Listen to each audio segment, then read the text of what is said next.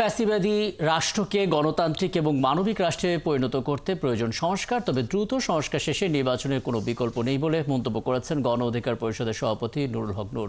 বিকেলে মোহাম্মদপুরে আওয়ামী লীগ নিষিদ্ধের দাবিতে গণসমাবেশে একথা বলেন তিনি। আওয়ামী লীগের প্রশ্নে কোনো ধরনের ভাঁওতাবাজি চলবে না উল্লেখ করে তিনি বলেন, আওয়ামী লীগের বিচারের কোনো অগ্রগতি না হলে প্রয়োজনে সরকারের বিরুদ্ধে দাঁড়াবে গণ অধিকার পরিষদ।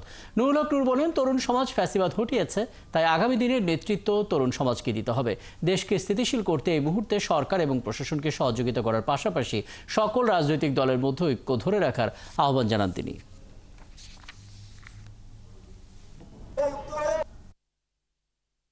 অবশ্যই রাষ্ট্র সংস্কার করতে হবে। এই ফ্যাসিবাদী স্বৈরতান্ত্রিক রাষ্ট্রকে গণতান্ত্রিক এবং মানবিক রাষ্ট্রে পরিণত করতে হবে।